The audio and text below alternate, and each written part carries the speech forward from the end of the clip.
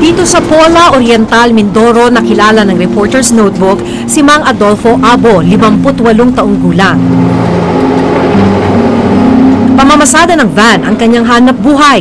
10 oras siya sa kalsada kahit kalbaryo ang kanyang kalagayan. Nagsimula sa leeg pero ngayon ay umabot na sa likod at dibdib ang bukol ni Mang Adolfo. Pero mabigat man ito, kailangan niyang tiisin. Mahalaga kasi ang bawat sentimong kinikita niya sa pamamasada. Gaano na ho kahirap yung pang-araw-araw ninyong buhay na may ganyan kayong kalaking dinadama? Medyo mahirap lang mo ikilos. Tiis na lang. Kahit medyo mabigat ikilos siya. Mahirap po kumilos? Mabagal ikilos. Dahil? Pati ako mapagod. Madaling mapagod. Mas mabigat mo ba? Mabigat ang ikilos siya. Paano kayo nakapagtrabaho? Diyan sa driver lang, ma'am. Buti kinakaya pa. Kaya pa naman. Bukod sa mga pasahero, tumatanggap rin si Mang Adolfo ng mga bagahe at maging mga hayop na pinapahatid sa kabilang bayan. Dagdag kita rin kasi ito para sa kanya. Tulad mo, yung mga kambing, minsan yung mga kalakal, mga gulay. Para dagdag bayan din yun? Dagdag bayan. Sa tulad mong dulaan sa kanilang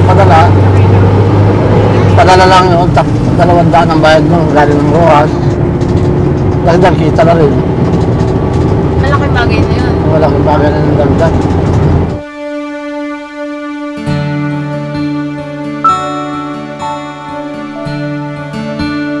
Matapos ang maghapong pamamasada, Ito lang, 2,900. Ilang oras kayo namasada niyan? Simula pangapon. Magkano po ang inyo dyan? 25% lang. Kulang 700. Kasi ito, 4,900. Sapat po ba yung kita niyo, Ray? Para sa mga gastusin niyo? Yung mga pag-minsan naman tayo magandang kita, paikot-ikot lang. Pero pag talagang kulang ko matutusin. Bigas at ulam po, kasya ho ba yun sa isang araw? Ay, nakapagkasya na yun. dito namin natuklasan na hindi lang pala siya ang may karamdaman sa kanyang pamilya. May malubhang asma ang asawa niyang si Aling Juliana, 59 na taong gulang. Dahil kapos sa pera, hindi na nabibili ni Aling Juliana ang gamot para sa sakit. Naabutan namin siyang mainit na tubig lang ang iniinom para maibsan ang sakit na nararamdaman. Pipi at bingi ang kanilang pangatlong anak na si Novelyn. Nagkapolyo naman ang kanilang panganay na si Alan. Dahil walang panggamot, inilapit noon ni Mang Adolfo si Alan sa isang albularyo. Siya yung nagkaroon sa high school. Para siguro napasmay ang kanyang dito nagsakit siya. Nahirapan siya lumakad. Yun, ang gamot sa kanya, albularyo, na ang paggamot siya yung inaano siya, pinupunasan naman mga gamot na herbal. Hanggang siya yun, nakalakad siya. Kasi yun, kulang din sa pabili ng gamot. Yun ang mga albularyo, ang kanila mga herbal. Kaya nakatulong sa amin, hindi naman, wala namang bayad.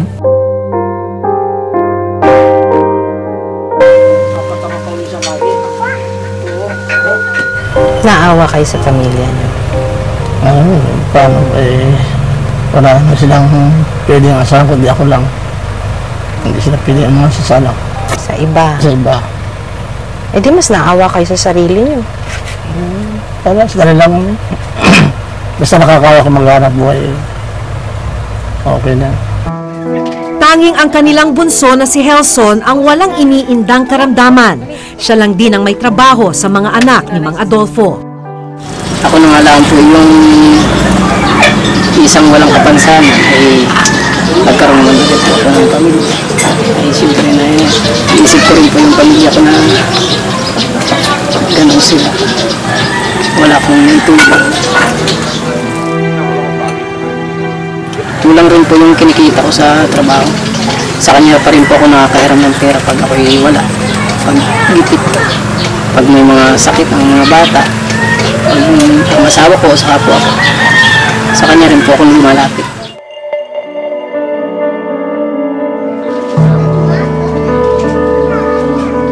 Taong 1999 daw nang ipa-check up ni Mang Adolfo ang kanyang maliit pa lang na bukol noon sa Calapan Provincial Hospital. Kinunan daw siya noon ng laman upang mabiopsy ito, pero hindi na nabalikan ni Mang Adolfo ang pagsusuri. Wala na rin kasi siyang perang pambayad, hindi rin siya nakabili ng gamot. Wala rin kasi ang kailangan niyang gamot sa kanilang health center. Kaya ang kanyang bukol, napansin niyang unti-unting namaga at lumala. Bakit ho hindi ninyo pinatingin agad o pinagamot? Ano nangyari nun? Eh, kasi ma'am, hindi man ako pwedeng tumigil sa amin na walang trabaho. Kaya hindi ko na parang pinabayaan ko na lang itong makit. Problema ho pala pagka kahit pagamutan, pag kailangan mong tumigil ng ilang araw. Hindi naman siguro pwedeng ang gamot ay gamutan na isang linggo lang. Siguro, matagal din. Malaki raw ang epekto ng pagkakaroon ng bukol sa pang-araw-araw na pamumuhay ni Mang Adolfo. Pinagtitinginan din kayo. Ngayon, hindi naman masakit ng pag-isang. Wala lang, tinitista lang, hindi na rin nag-aalis lang.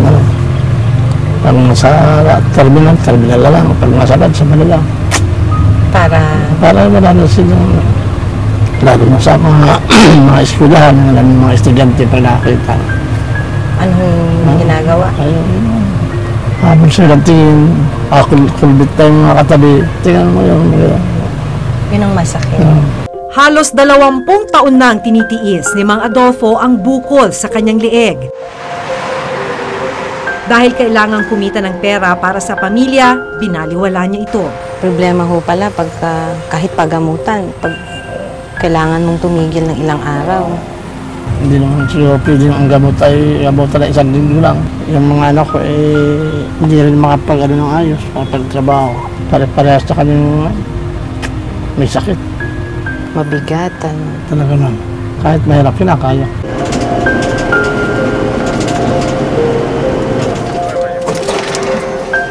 Kahanga-hanga ang katatagang pinapakita ni Mang Adolfo dahil sa kabila ng mabigat na karamdamang iniinda ay patuloy na nagsisikap at hindi sumusuko.